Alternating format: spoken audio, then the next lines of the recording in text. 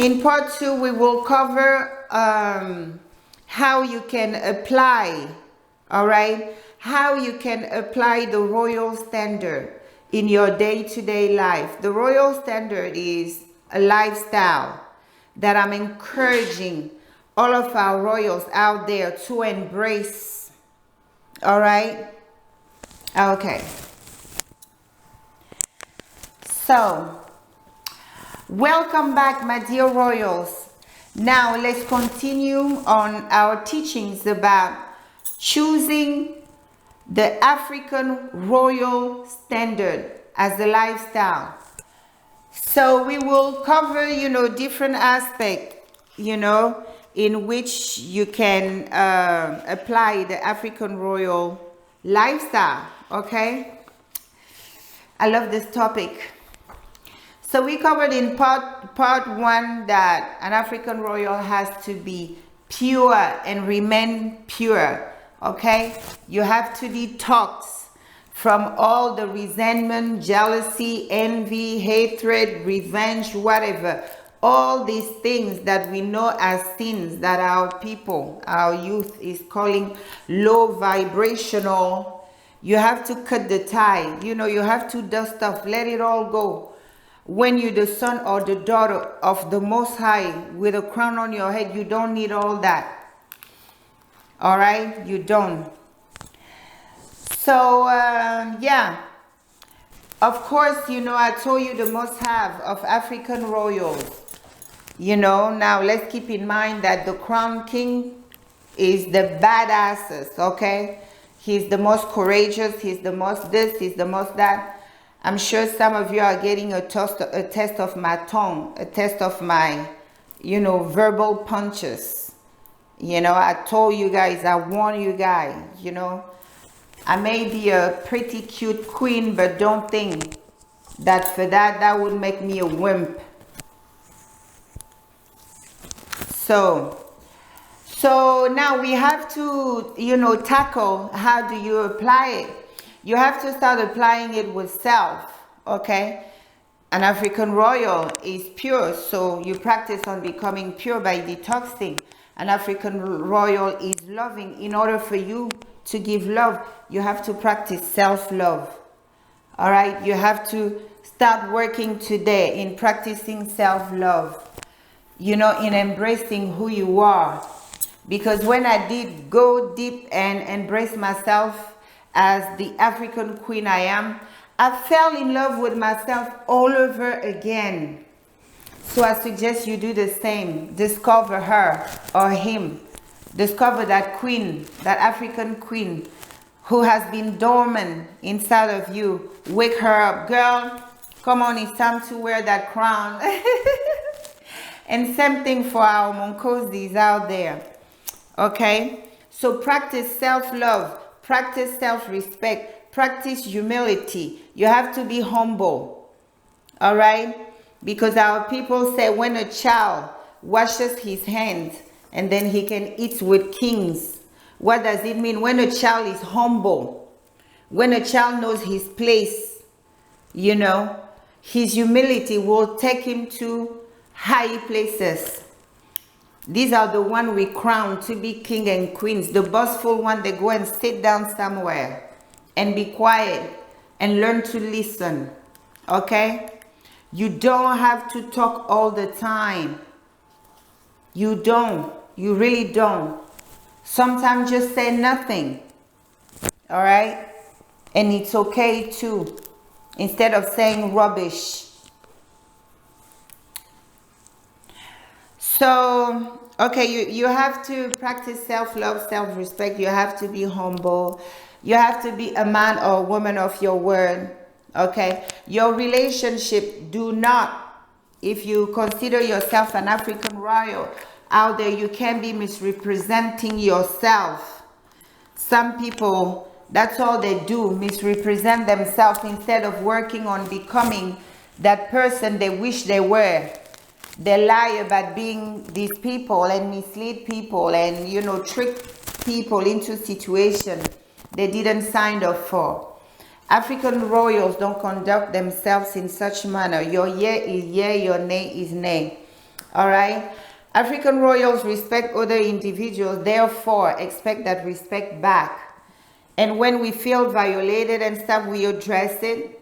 If people want it, you know, want us to give it to them. We avoid conflict at all costs, but with some idiot, you just have to give it to them. Because being a royal doesn't mean you're going to be people's pushover. All right? So African royals, you know, they take pride in who they are. They take pride in whatever job they do. Okay? We are not copycat.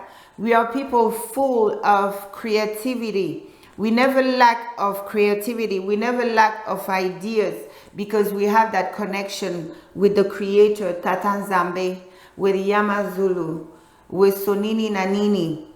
All right? So we are his people. So we can never run out of ideas, really. The lazy one of us are really the ones who go hungry. Okay? Truth be told. We are too creative. We are too intelligent. We are too amazing. We just need to dust up a few things about us and we're going to be these amazing people. All right? So when it comes to relationship, never misrepresent yourself when you consider yourself an African royal. List out your shortcomings. Keep your strength, you know, to yourself so you don't expose yourself to exploitation. All right? When you keep your energy, your vibration, your heart pure and everything, you will attract like-minded people. Okay, so don't worry about who you will. When you're in a good place, you will attract like-minded people. All right, and when you have cultivate peace in your life, you will know the people around whom you can be. You can sit or discuss or take, because that very little minute they can, you know, project their venom into you, and before you know, you just feel drained. After talking with someone for 15 minutes, you feel like killing yourself. You know, these are the energy you need to keep away from you. All right? By the way, one of our daughters had contacted me and asked if it's true that I say that our strongest son should have more than one wife, right? So when it comes to polygamy and royalty, we have to go back to the way Tata Nzambe instructed our ancestors to practice it. Because mind you that, because our forefathers failed to practice it the way Tata Nzambe instructed them to, we got into the predicament we are. Because Tata Nzambe instructed our ancestors to let it be initiated by the wife, the first wife. Usually our foremothers and stuff, they were women of great integrity. They were all about the family, and they were all about growing the family. So they didn't mind having to go outside to get what they need. Right? I told you what the extent, you know, we go to keep the family together on the continent. So basically, what you need to understand is that Tata Nzambe said that there should always be a hierarchy. You know, we're talking about birthright, that we came first, and the blessing that are ours by birth, you know, and stuff like that. There's a hierarchy in a man's house if he decides to have more than one wife. The first wife is considered the principal wife. She will be like the mother to the other wives. So she has to feel the need to welcome another woman in her life. She has to initiate it. If she doesn't initiate it, she has to agree to it. If she doesn't pick the woman she feels that she can live at peace with, the man can pick whomever, but she is to approve the person. Her and the person have to get to know each other, so she could know or tell whether she can live at peace with that person. She has a say so. because our ancestors were not instructed to impose. It's like what you do is like you impose somebody she may not have anything in common or would even be friend to begin with. How much time that person is now imposed into her family as well, right? Because unless you want to have, let's say you have 3 wives, you want to have 3 families, and then you can do the way you want to do. Go and, you know, act on your testosterone and go and bring a woman and just put them on the fact.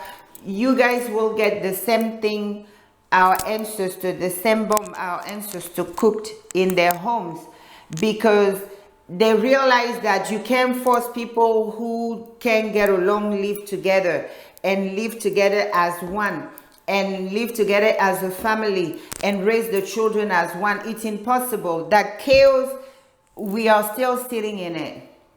All right.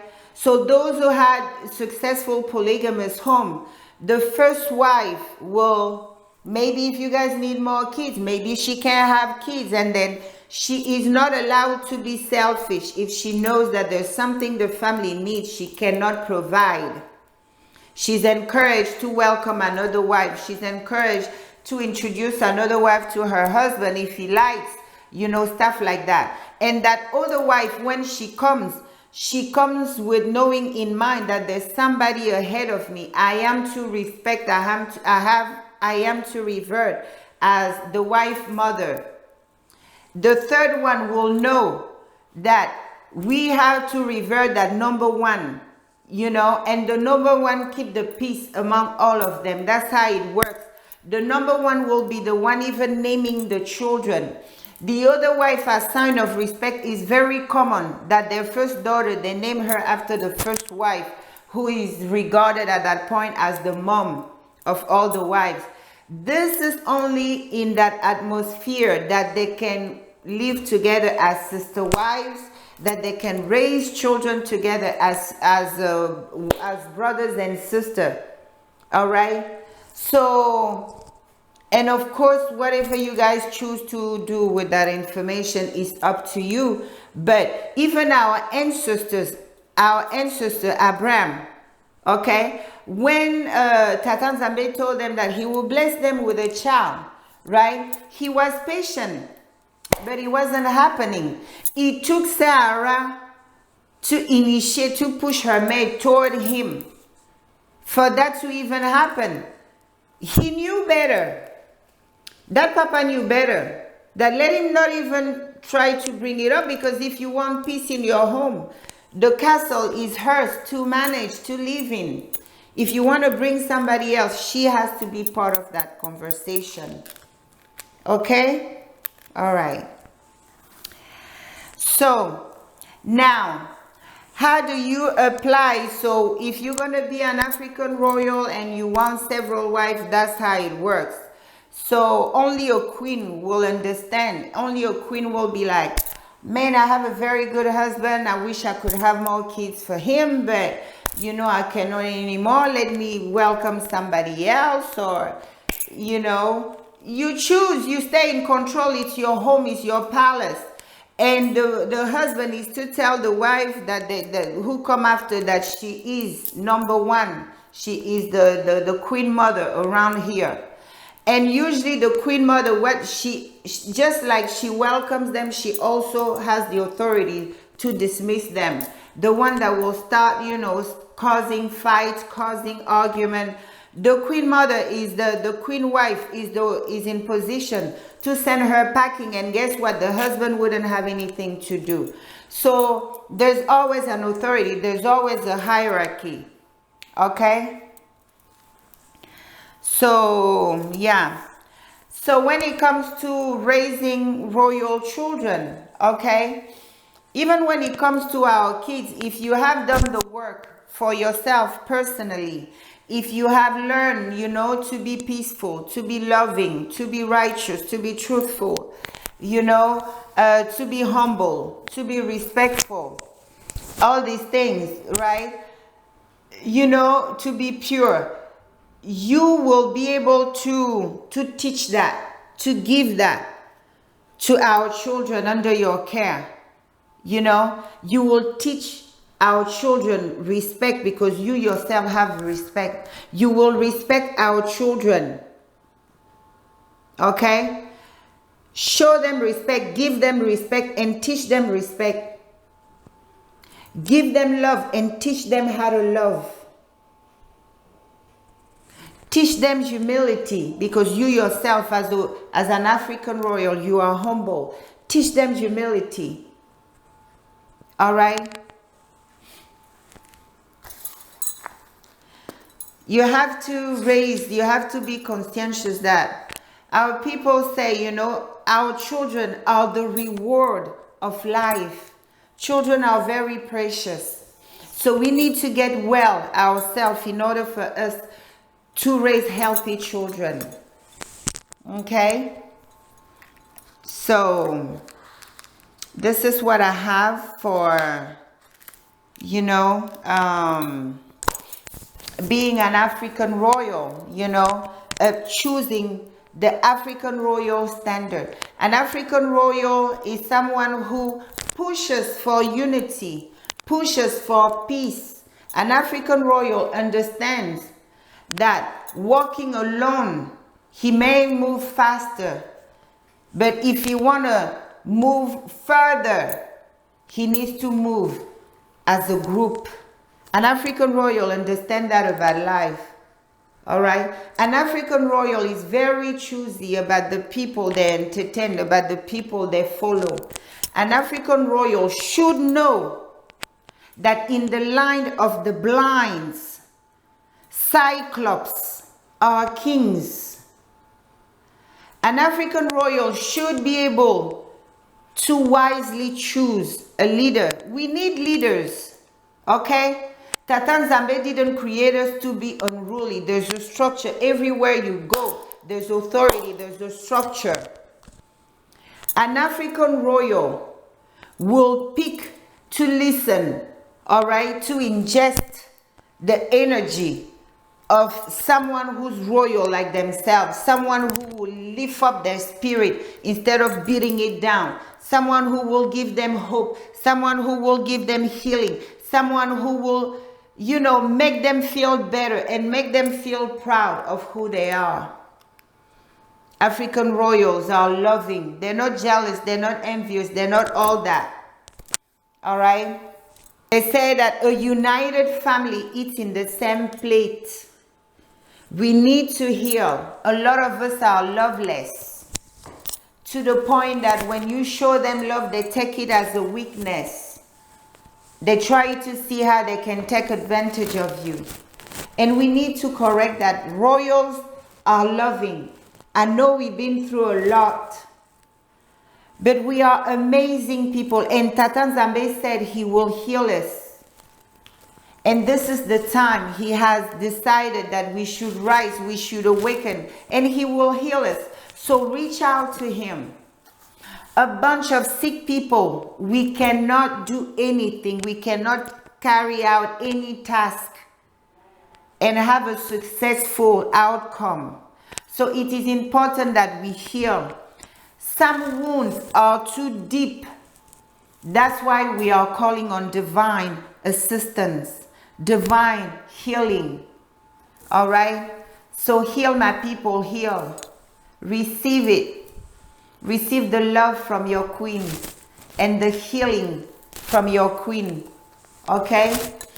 Tata Nzambe is in control. No more sick people. No more ticking time bomb.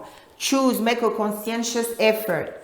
I'm an African royal, and so shall I live. Okay? So, as usual, it was a pleasure spending a little minute with my amazing African royals. Peace in your heart, in your soul, in your mind, in your home. You know, love. You have to cultivate love. You have to learn to see each one of us as a precious son or daughter of our forefathers, as a precious son and daughter of Tata Nzambe. You have to. No matter how, you know, ugly they are, no matter how broken they are, no matter how poor they are, no matter how dirty they are, you have to force yourself to come to that. It's part of our healing, okay? So to my beautiful and amazing Royals of Africa, please know that your queen loves you, okay? And we'll get better each day, day after day. I'll give you an update on our move, all right? To our platform, nubiareturn.com, and to Social Africa.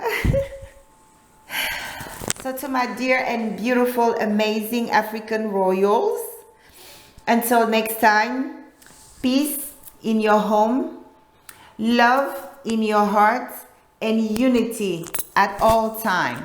Until next time, love you much. Mwah. Hey, Bezingo.